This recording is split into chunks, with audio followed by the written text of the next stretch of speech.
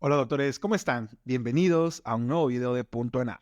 Compañeros, el día de hoy llegamos al capítulo número 18 de este podcast y antes de iniciar, tengo 3 anuncios que darles. El primero es que recuerden que en Spotify ya pueden encontrar los podcasts con video de los mega repasos para que puedan estudiar de camino al trabajo, etcétera. Son los capítulos que encuentran en YouTube también. El segundo anuncio, compañeros, es para pedirles una disculpa. No nos dimos cuenta que nos saltamos del capítulo 17 al capítulo 19 y aquí tienen este capítulo 18. Y el tercer anuncio, doctores, esto sobre todo para los que nos escuchan y nos ven en YouTube, los capítulos a partir de ahora no saldrán con el nombre de podcast. Esto debido a que había compañeros que nos comentaban que les gustaban los podcasts, pero que como eran visuales, a lo mejor no se les quedaba tan bien la información, que sí les podríamos agregar las diapositivas. Y como se dan cuenta en los últimos capítulos, hemos agregado las diapositivas, sin embargo, no se enteraban porque seguía saliendo con el nombre de podcast. Entonces, con el fin de que ellos lo vean, los últimos capítulos que restan de esta temporada del podcast, pues van a salir solamente con el nombre de la patología que se va a revisar. Asimismo, compañeros, tendremos ahí unas pequeñas sorpresitas para YouTube y para Spotify durante este final de la recta de la preparación para el ENAR, que en este momento estamos muy ansiosos, con mucha presión, con mucha carga encima, debido a que pues es algo relativamente normal y esperado, debido a que obviamente es un examen muy complejo al que le dedicamos mucho tiempo y es algo bastante entendible que estemos ansiosos. Sin embargo, compañeros, recuerden que enfocando bien el estudio, abarcando la mayor cantidad de temas posibles, dominándolos bien, le dejamos menos cabida a la suerte y más en nuestras capacidades, y eso es lo que nos hará pasar este examen. Compañeros, sin alargarme más, iniciamos con patología isquémica intestinal. Bien, compañeros, vamos a revisar el día de hoy el tema de patología isquémica intestinal. Pero antes de entrar en tema, debemos revisar el grupo de estas patologías. Y existe un grupo de patologías, sí, la patología arterial, aquella en donde existe una obstrucción de la circulación, lo que va a producir una isquemia y en el peor de los casos, necrosis en los tejidos. La patología arterial, esta obstrucción aguda, va a ser provocada por dos causas principalmente, los trombos y los émbolos. Y para esto debemos entender la diferencia entre un trombo y un émbolo. Un trombo es un grupo de sustancias, un acúmulo de sustancias, principalmente de lípidos, que se insertan en una arteria y se quedan ahí pegados. Entonces, no hay ningún problema hasta ese momento, pero esta placa de ateroma irá creciendo cada vez más. Entonces, por cuestiones mecánicas, tarde o temprano, va a obstruir esa circulación. Por otro lado, tenemos a los émbolos. Los émbolos son trombos que se despegan de la pared arterial y estos van a viajar hacia arterias que son mucho más pequeñas y las pueden obstruir. Ahora, compañeros, si yo les pregunto, ¿cuál creen que sea más grave? ¿Una obstrucción por un émbolo o por un trombo? ¿Qué responderíamos? Por un émbolo, compañeros. ¿Por qué razón? Porque el émbolo es un trombo que viajó de una arteria más grande hacia una arteria mucho más pequeña. Y a lo mejor cuando era un trombo no había ningún problema, porque como estaba en una arteria grande, no daba datos clínicos, salvo cuando aumentaba la demanda de oxígeno, pero no había ningún problema de obstrucción o isquemia total. Sin embargo, ahora que es un émbolo, viaja a una arteria que es de menor calibre y por ende es más fácil que la obstruya. Por eso, es más grave una isquemia por un émbolo que por un trombo. Ahora, compañeros, ¿cuál es el grupo de patologías que he mencionado que son parte de patología arterial? Hay muchos ejemplos. Tenemos en la parte del encéfalo al EBC isquémico, en el corazón al infarto agudo al miocardio, en el intestino a la isquemia mesentérica aguda y en la circulación periférica a la insuficiencia arterial aguda. Entonces, ¿por qué comento todo esto? Porque quiero que se entiendan que como la base fisiopatológica de estas patologías que acabamos de mencionar es similar, van a compartir factores de riesgo. Esto quiere decir que cuando nos pongan a un paciente que tenga dislipidemia, obesidad, hipertensión, diabetes, SAUS, es muy probable que vaya a tener una de estas patologías, una patología vascular. Ahora, ¿por qué razón ocurre que esos pacientes van a ser los que van a desarrollar este tipo de patologías? Sencillo, compañeros. Ya quedamos que la base en realidad de esta isquemia son los trombos. Y los trombos principalmente son los famosos ateromas. Para que se formen los ateromas, necesitamos dos cosas principalmente. Lo primero, daño endotelial, y lo segundo, plaquetas y lípidos. Entonces, ¿cómo nuestro paciente va a tener un daño endotelial? De 1000 formas. Con la obesidad, porque hay una inflamación crónica.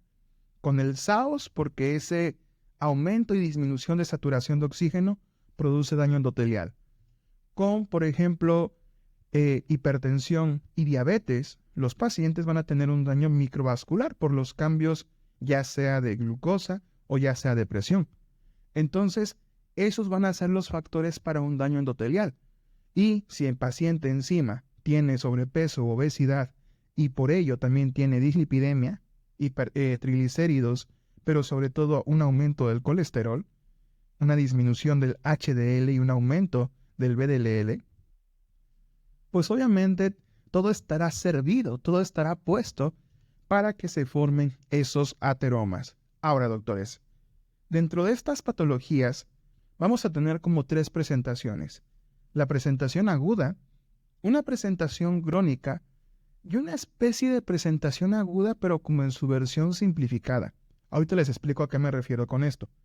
Primero hablemos de las presentaciones crónicas.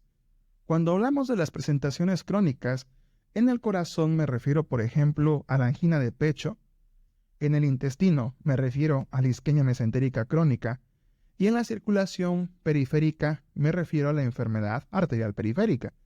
Esos pacientes tienen una versión crónica de esta patología porque creen. ¿Quién estará provocando esa patología arterial? ¿Un émbolo o un trombo? Está claro, compañeros, que un trombo. ¿Y por qué produce una patología de forma crónica? Sencillo. Imagínense que ese ateroma está, por ejemplo, en la coronaria izquierda, que es una arteria de más o menos buen calibre. Entonces, se va a empezar a formar esa placa de ateroma y en un inicio no va a haber ningún problema porque la sangre va a seguir circulando. Pero entre más vaya creciendo esta placa de ateroma, mayor va a ser el riesgo de que en algún momento haya una obstrucción. Sin embargo, para que esto suceda, van a pasar años, compañeros. Y cuando la placa de ateroma sea lo suficientemente grande, cuando hay un aumento en la demanda de oxígeno, en el caso del corazón porque se haga actividad física, en el caso del intestino porque se coma, y en el caso de la enfermedad arterial periférica porque se camine, el paciente va a manifestar datos de isquemia. Y es ahí donde entran las famosas anginas. Son dolores bastante intensos que llegan a suponer lo peor, pero que en realidad son consecuencia de esa isquemia. ¿Y cómo sabremos que es algo crónico? Bueno, porque si tú pones al paciente en reposo, es decir, pasa el periodo del consumo de alimentos, 3-4 horas, y tiene ya un reposo intestinal, deja de caminar, deja de hacer sus actividades físicas, la clínica debería de desaparecer. Y además, en los estudios de laboratorio no deberíamos encontrar nada. ¿Por qué? Porque esa isquemia no fue lo suficientemente intensa para producir un daño tisular. Obviamente va a haber un daño leve, pero no lo suficiente para que ya haya una necrosis. Así que esas van a ser las versiones crónicas, ¿de acuerdo? Las famosas anginas. Angina de pecho, angina intestinal, que la vamos a llamar como isquemia mesentérica crónica. Ahora, el problema es cuando esos trombos se desprenden. ¿Y cuándo se van a desprender los trombos? Acuérdense que cuando un trombo se desprende se convierte en un émbolo. Bueno, en muchas situaciones.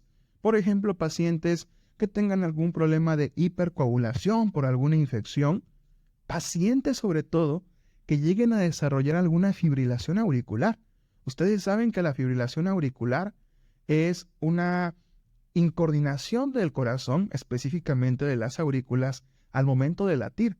Entonces se empieza a latir de una forma mucho más rápida y este aumento en la frecuencia cardíaca puede provocar que un trombo se desprenda y se puede ir a cualquier parte del cuerpo y producirnos una patología isquémica aguda.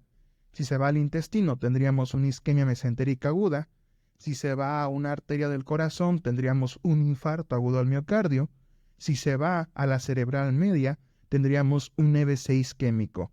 Si se va a la femoropoplitea, tendríamos una insuficiencia arterial aguda.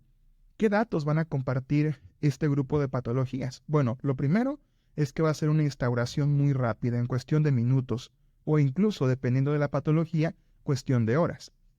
Además, son pacientes que van a tener un compromiso, que van a tener comprometida la vida, porque son patologías muy graves que pueden provocar la muerte de los pacientes o bien dejarlos con secuelas muy severas, por lo que normalmente debemos realizar un tratamiento bastante agresivo o bien un tratamiento invasivo.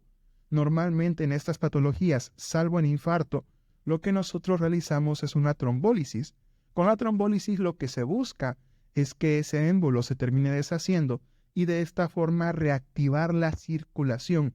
Ahora, el grave problema de estas patologías agudas es que sí hay evidencia de necrosis y por ende, de isquemia y por ende de necrosis. Entonces, sí va a haber un grupo celular que muera y que nunca se vuelva a regenerar, sobre todo en el corazón y en el cerebro. Así que esta patología tiene un muy, muy mal pronóstico. Pero quiero que recuerden algo. Aquí en estas versiones ya hay un daño tisular, ya hay necrosis, por lo que ya va a haber secuelas. Y tenemos a las versiones simplificadas de estas patologías, en donde existe una obstrucción total de la circulación, igual de forma aguda, pero no ocurre durante un periodo de tiempo tan largo que sea suficiente para producir una isquemia y por ende una necrosis. Entonces digamos que son una versión simplificada de las patologías agudas que acabamos de ver. En el caso de la patología isquémica intestinal, tenemos a la colitis isquémica, que es como la versión simplificada de la isquemia mesentérica aguda. Por ejemplo, en el cerebro tenemos al ataque isquémico transitorio, que es como una versión simplificada del EBC isquémico. En el infarto tenemos a una angina inestable o a un infarto sin elevación del segmento ST, que ahí estrictamente no entran dentro de esta clasificación, pero son como los equivalentes. Entonces, doctores, esa es la introducción de estos temas. Saben que me gusta manejar y revisar los temas de esta forma, porque sabiendo dónde estamos parados y qué estamos estudiando, y relacionando e integrando todas las patologías que vayamos revisando a lo largo del temario, va a ser más fácil que recordemos tanta información y obviamente va a ser más fácil diferenciar una patología de otra. Así que sin más, compañeros, ahora sí, revisemos a profundidad cada una de estas patologías arteriales intestinales. Entonces, compañeros, empezamos con isquemia mesentérica crónica. La isquemia mesentérica crónica es muy fácil de identificar, por lo que ya comentábamos en la introducción. También se le llama angina intestinal. ¿Qué quiere decir esto? Que son pacientes que van a tener un cuadro crónico, datos clínicos crónicos de isquemia, y estos van a aparecer después del aumento de la demanda de oxígeno. En el caso de la isquemia mesentérica crónica, obviamente será cuando el paciente coma. Por eso es que se le llama angina intestinal. ¿Cómo les van a describir ese caso clínico? Les van a poner a un paciente que tiene un dolor sordo, cólico, periumbilical, que ocurre de 15 a 30 minutos después de las comidas. Y compañeros, estos dos son los datos pivote. El primero es que es un dolor que ocurre después de las comidas y es un dolor tipo cólico. Y lo segundo es que precisamente por este dolor que sienten los pacientes después de comer, van a referir un miedo a comer, lo que les va a llevar a que tengan una pérdida de peso. Y doctores, esos son los datos pivotes. sobre todo la parte de pérdida de peso, es algo que siempre ponen en isquemia mesentérica crónica. ¿Qué otras cosas nos van a poner? Lo que ya les decía, los factores de riesgo para desarrollar algún ateroma. ¿Por qué? Porque la causa de la isquemia mesentérica crónica precisamente es una aterosclerosis de las arterias mesentéricas. Es su causa más frecuente. Ojo que esto puede ser preguntado. Entonces, si la causa son los ateromas, serán pacientes que tengan tabaquismo, diabetes, hipertensión, dislipidemia, etc. Aquí normalmente nos ponen a pacientes fumadoras. Eso he visto en un caso clínico que se puso creo que hace 2 años. Ahora, si la pregunta es, ¿cuáles son los vasos más afectados? La respuesta es el tronco celíaco y la mesentérica superior. No olviden que la localización más frecuente precisamente es en la arteria mesentérica. Ahora, el diagnóstico, compañeros, lo vamos a hacer clínicamente de forma inicial, en donde nos pueden poner en algunas ocasiones un soplo abdominal sistólico, pero el gol estándar va a ser una arteriografía. La arteriografía precisamente nos va a permitir identificar si existe un área de obstrucción por este ateroma. Ahora, compañeros, a veces ponen arteriografía, a veces ponen angiografía, y esto genera conflicto, los confunde. Pero, compañeros, son estudios similares. Vamos a diferenciarlo. La angiografía se refiere a todos los vasos y la arteriografía solamente a las arterias. Entonces, es prácticamente un sinónimo. Con respecto al tratamiento, compañeros, vamos a hacer una revascularización quirúrgica mediante un bypass con injerto de Dacron o bien con venasafena. Así que, doctores, esta es una patología muy simple de recordar y hay muy pocas preguntas específicas que nos podrían hacer en relación a ella. Finalmente, compañeros, otro punto que no se nos tiene que olvidar es que al ser una patología crónica, estos pacientes no deberían tener ningún tipo de daño tisular, por lo que no debería haber alteraciones bioquímicas, eso que no se nos olvide. Y bien, doctores, vamos ahora con isquemia mesentérica aguda, el tema estrella del día de hoy y de mis temas favoritos de cara a ENAR. ¿Por qué es de mis temas favoritos, doctores? Porque es muy fácil de comprender y muy preguntado. Muy fácil de comprender, ¿por qué razón? Porque ya vimos que es una patología aguda, ¿no? Entonces, al ser una patología aguda, va a ser provocada normalmente por un émbolo. Entonces, en los factores de riesgo, primero nos tienen que poner datos que nos hablen que previamente el paciente tuvo un trombo, es decir, que el paciente tenga tabaquismo, dislipidemia, todo lo que ya hablamos en las diapositivas anteriores. Ahora, ¿qué otra cosa vamos a necesitar? Que el paciente tenga alguna situación en donde el trombo que tenía se despegue, es decir, se convierta en un émbolo, porque vuelvo a insistir, las patologías arteriales agudas normalmente son por émbolos. Entonces, ¿cuál va a ser esa causa del por qué ese émbolo se despegue? Puede ser alguna situación de hipercoagulabilidad, pero sobre todo pacientes que tengan fibrilación auricular. Esto ya lo habíamos comentado. Como en la fibrilación auricular hay una contracción de la aurícula de forma descontrolada, esto puede propiciar a que esos trombos se puedan despegar y se conviertan en un émbolo. Entonces, esos serían los factores de riesgo y ya sería una gran ayuda para llegar al diagnóstico. Sin embargo, no son los datos más importantes. Hay otros datos que nos ayudan a llegar al diagnóstico de forma mucho más sencilla, que es la parte clínica. Esos pacientes van a tener un dolor desproporcionado a la exploración física. ¿A qué nos referimos con esto? Que si tú tocas al paciente, le tocas el abdomen, este va a responder de una forma exagerada. Va a decir que tiene un dolor 10 de 10. Entonces, tú le vas a dar algún analgésico y el paciente no va a responder. Además de que el tiempo de evolución va a ser de minutos o de horas. Así que esos pacientes sabremos que tienen una isquemia mesentérica aguda. Vean qué fácil es diferenciarla de una isquemia mesentérica crónica.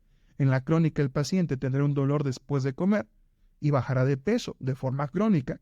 Y la mesentérica aguda es de horas de evolución con un dolor desproporcionado a la exploración física. A eso me refiero con que son temas muy sencillos. Ahora, hablemos de algunos puntos o preguntas que nos podrían realizar de forma específica. Primer punto, esta patología es sumamente mortal.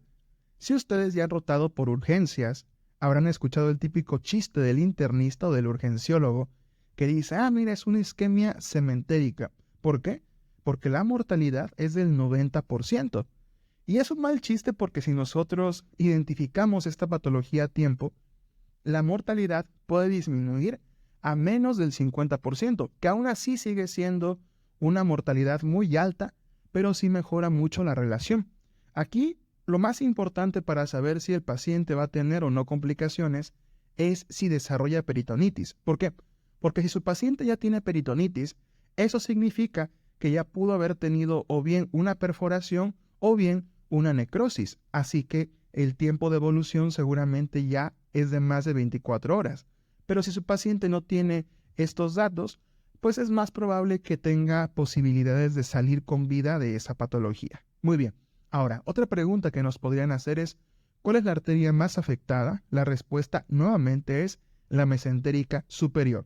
Ahora, hablando de la etiología, he sido muy insistente que la causa principal es por émbolos y que tendremos como antecedente una fibrilación auricular.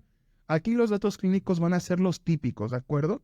Un paciente con un dolor 10 de 10, que no corresponde a la exploración física, es mucho más aumentado y el dolor no modifica con analgesia, además de que los pacientes pueden tener evacuaciones en jalea de grosella. Sin embargo, existen otras causas de isquemia mesentérica aguda. Aunque doctores, aquí voy a abrir un paréntesis porque no quiero confundirlos. A pesar de que existen otras causas de isquemia mesentérica aguda, como tal esas causas no van a producir una clínica tan grave como si fuese por un émbolo. E incluso y estrictamente hay una de las causas que como tal no podríamos decir que es una isquemia mesentérica aguda. Ahorita se los platico. Entonces, la segunda causa es la trombótica. Son pacientes que tienen una enfermedad vascular previa, los factores de riesgo que ya hemos mencionado. Y doctores, si un paciente tiene una etiología trombótica, es aquí donde les decía, como tal por definición no encaja del todo con isquemia mesentérica aguda. ¿Por qué? Porque si la causa de esa isquemia fue por un trombo, estos pacientes significan que previamente ya debieron haber tenido síntomas. Un trombo no ocasiona una oclusión de la noche a la mañana. Necesita mucho más tiempo para poder obstruir de forma aguda. Así que los pacientes ya van a tener el antecedente de la angina intestinal, es decir, van a tener el antecedente de una isquemia mesentérica crónica y ya de la nada, ahora sí, van a tener los datos clínicos de una fase aguda. Este dolor desproporcionado a la exploración física. Entonces, en realidad, la isquemia mesentérica aguda por trombos es más bien una isquemia mesentérica crónica agudizada, ¿de acuerdo? Sin embargo, esto les digo es para que no se confundan, pero para términos cenar, quédense con esto, que una isquemia mesentérica aguda puede ser producida por trombos, pero debimos haber tenido el antecedente previo de una angina intestinal. Afortunadamente, no he visto, creo que ningún caso clínico con una pregunta de este tipo, así que no se me estresen por esa parte.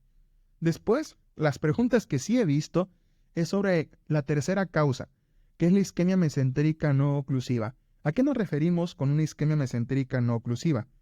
Que esa isquemia no tendrá causas mecánicas, sino más bien causas funcionales. Por ejemplo, pacientes que tengan alguna insuficiencia cardíaca por algún infarto al miocardio, cualquier situación que impida llevar la sangre a los intestinos, en este caso, pues van a ser responsables de una isquemia mesentérica no oclusiva. Afortunadamente, esta versión de la isquemia mesentérica no oclusiva es fácil de tratar. Vamos a dejar un vasodilatador, que es papaverina, esto con el objetivo de que haya una mejor circulación y que los síntomas disminuyan. Y compañeros, abro un paréntesis.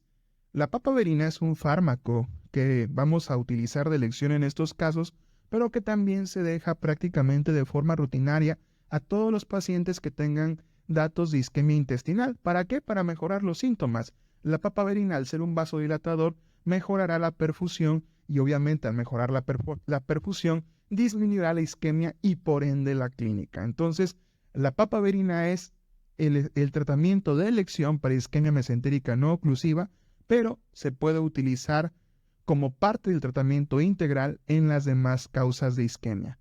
Y finalmente tendremos a la isquemia mesentérica aguda por trombosis venosa, que aquí normalmente son pacientes o que tienen alguna patología hepática o que tienen alguna sepsis. De forma general, estados de hipercoagulación. Los pacientes tendrán un dolor abdominal sordo que no es tan intenso y evacuaciones con sangre. Esta tampoco he visto que se pregunte mucho, pero la clave aquí es el antecedente, el estado de hipercoagulabilidad. Ahora hablemos del diagnóstico y del tratamiento de esta enfermedad. El diagnóstico, compañeros, podemos solicitar auxiliares de laboratorio en donde encontraremos leucocitosis, encontraremos datos que nos hablen de un daño intestinal, como un aumento de la DHL, de la fosfatasa alcalina y de la amilasa. También podríamos encontrar a pacientes con hemoconcentración, pero los dos datos que más me importa que recuerden es que si el paciente tiene un dímero D mayor a 500, es sugestivo. Doctores, abro un paréntesis.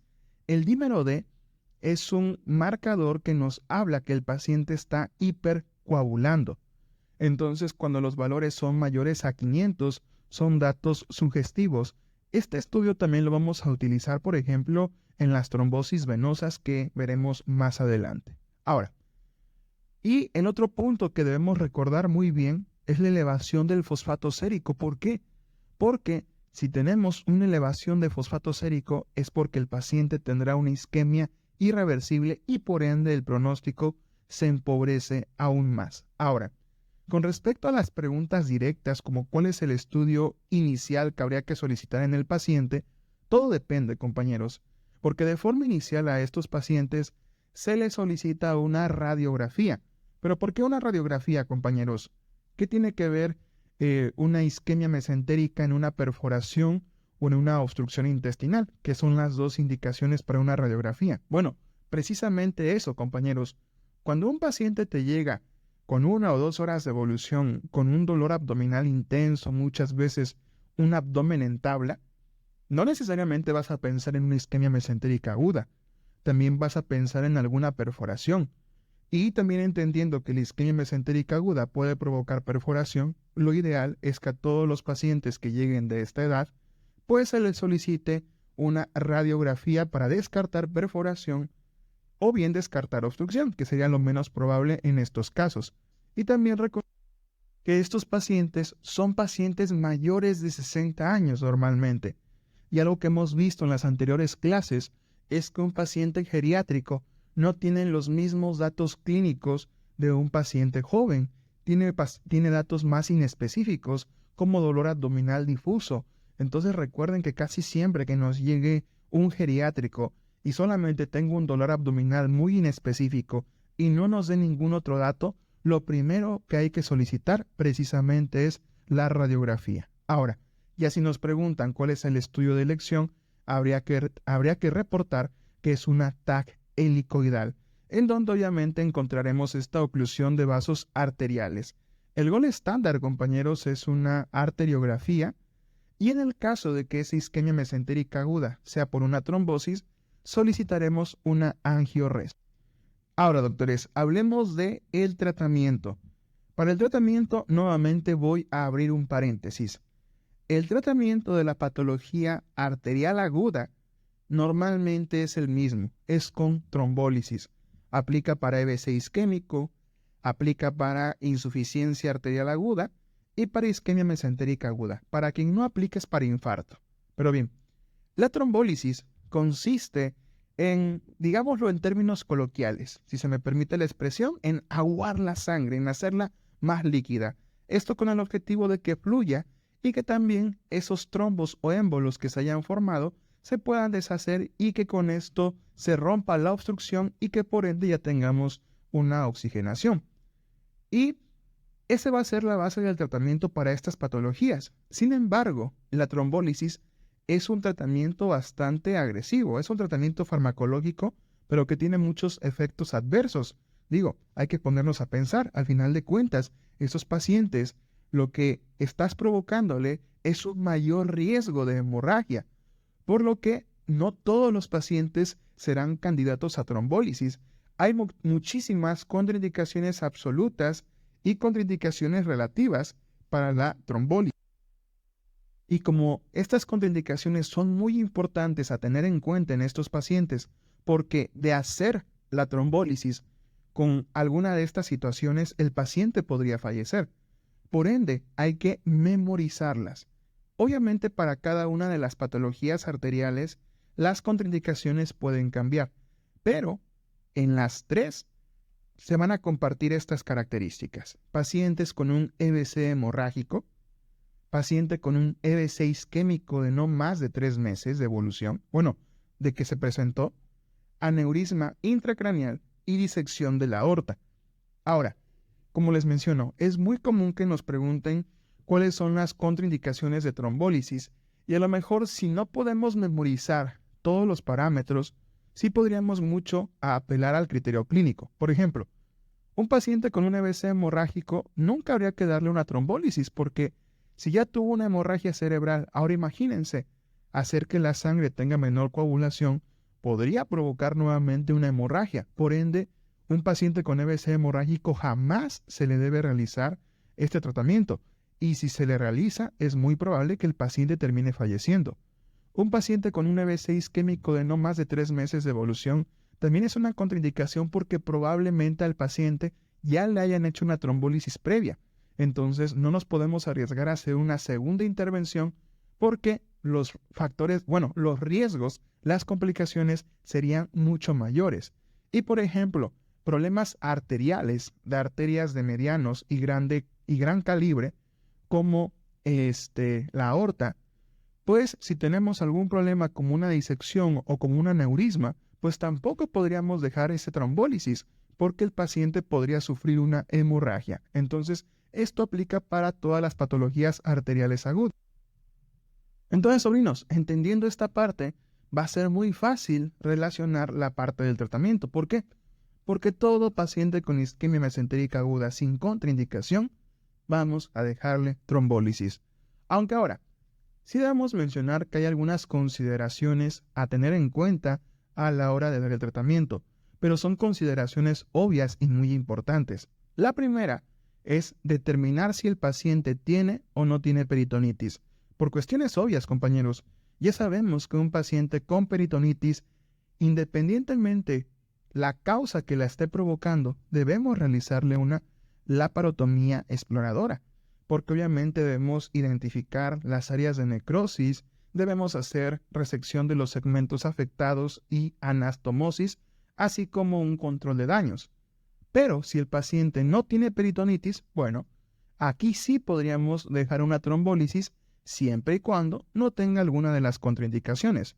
De lo contrario, si existe alguna contraindicación para trombólisis, lo que vamos a hacer es una embolectomía abierta. Y está muy fácil recordar que es una embolectomía abierta porque un paciente con isquemia mesentérica aguda que necesitas quitarle el émbolo que le está provocando una obstrucción, si no puedes hacer el tratamiento trombolítico, pues ni modo, va a tocar abrirle y llegar a la arteria afectada y retirar ese émbolo para que ahora sí se reactive la circulación. Y eso es lo que significa la embolectomía abierta. Ahora, esto es en caso de que la isquemia mesentérica aguda sea por un émbolo, porque si llegase a ser por un trombo, aquí lo que habría que hacer es la colocación del stent. Abro un paréntesis. Vuelvo a insistir, compañeros. La isquemia mesentérica aguda, producida por un trombo, como tal y por definición no existe. Es más una isquemia crónica agudizada. Pero, si nos llegan a preguntar cuál es el tratamiento en este caso específico, habría que responder colocación del stent. Y es muy fácil también recordar por qué es una colocación del stent y qué es el stent. Se los voy a poner con un ejemplo algo burdo. Imagínense que la arteria afectada es una autopista. Y es una arteria de mediano calibre por lo que es una autopista de 2 calibres. De 2 carriles, perdón. Entonces supongamos que ese ateroma es un carro que está obstruyendo uno de estos 2 carriles. Si no hay tráfico no va a haber ningún problema. no se va a generar ninguna congestión vehicular, ¿no? Porque con el carril que está libre, por ahí podrán pasar los carros. Pero imagínense, ¿qué sucede cuando aumenta la demanda de esta autopista?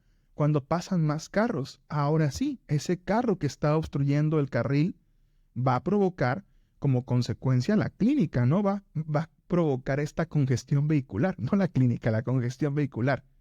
Es lo mismo que sucede en una arteria con un ateroma. Ahora, lo que hacemos con el stent es como ampliar esa autopista. En vez de que tenga un carril, poner otro, en vez de que tenga 2 carriles, poner un carril adicional, que ahora tenga 3. O bien poner como otra vía alterna para que por ahí se vayan los carros. Entonces, bueno, eso sería más un bypass. Pero básicamente ese es el razonamiento del tratamiento. Ahora, en el caso de que haya una peritonitis, además de lo que ya les había comentado, que hay que hacer una cirugía de control de daños, pues si ya abrimos al paciente, si es un émbolo, hacemos una embolectomía abierta y si fue por un trombo, colocamos el stent. Específicamente con respecto a la isquemia mesentérica no oclusiva, que ya quedamos que es principalmente en pacientes con bajo gasto cardíaco, ya vimos que la base del tratamiento es la papaverina. Y en el caso de que la isquemia mesentérica haya sido por algún trombo, el objetivo es mantener anticoagulado a nuestro paciente debido a que esos trombos se pueden seguir desprendiendo y podrían provocar otro tipo de isquemia, de patología arterial aguda. Entonces hay que anticoagularlos para evitar esa situación y en el caso de encontrar algún daño intestinal, alguna necrosis, pues habría que hacer una cirugía con control de daño. Y doctores, concluimos con colitis isquémica. Colitis isquémica, doctores, a veces lo dejamos de lado y no debe ser así. ¿Por qué? Primera pregunta de NAR. Y doctores, esta no se les tiene que olvidar porque comúnmente cuando hacemos Cahoots es de las que más fallan y lo hemos mencionado mucho en clase en vivo. La principal causa de isquemia intestinal es esta, la colitis isquémica. No es isquemia mesentérica aguda, no es isquemia mesentérica crónica, es colitis isquémica. Y es de las preguntas que se hace con mucha frecuencia en el ENAP, entonces no se nos tiene que olvidar. Ahora, la colitis isquémica, ¿con quién va a tener un diagnóstico diferencial? Con la isquemia mesentérica aguda. Acuérdense de lo que hablábamos en la introducción de la clase. Esta es una versión simplificada de la isquemia mesentérica aguda. ¿Por qué? Porque son pacientes que van a iniciar con una clínica de forma aguda precisamente, pero el dolor, aunque va a ser muy intenso, no va a ser tan intenso como en la mesentérica aguda. Va a ser un EVA 9 de 10, que a lo mejor sí puede estar desproporcionado a la exploración física, pero la clave es que estos pacientes van a responder al consumo de AINES. Con eso les van a controlar el dolor. Entonces, esa es la primera diferencia y la más importante. ¿Por qué? Porque otros datos clínicos van a ser similares. Por ejemplo, aquí también tenemos rectorragia, como en el caso de la isquemia mesentérica aguda, aunque en la isquemia mesentérica aguda es más evacuaciones en jalea de Grosella con mucho mayor mucosidad a diferencia de una colitis isquémica. Ahora, la colitis isquémica tiene mucho mejor pronóstico que la isquemia mesentérica aguda, pero esto no significa que sea una patología inocua. En algunos casos sí podríamos tener una estenosis del colon y por ende una obstrucción intestinal. Pero bien, vamos a las preguntas directas que nos podrían hacer. La primera es, ¿cuál es la patología arterial más frecuente? La respuesta es colitis isquémica. La segunda es, ¿en qué arteria, cuál es la zona más afectada en la colitis isquémica? La respuesta es el ángulo esplénico del colon, obviamente en el colon izquierdo, lo que se conoce como punto de Griffin. Ahora, esta patología puede ser oclusiva o no oclusiva, no vamos a entrar en esa parte porque esto no se pregunta. Lo que sí se pregunta es el método diagnóstico.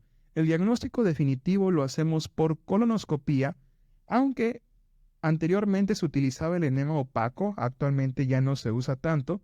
Ahí podríamos encontrar la imagen de impresiones digitales. El tratamiento, doctores, va a depender si es una isquemia transitoria como normalmente ocurre o si ya existe una estenosis y por ende una gangrena.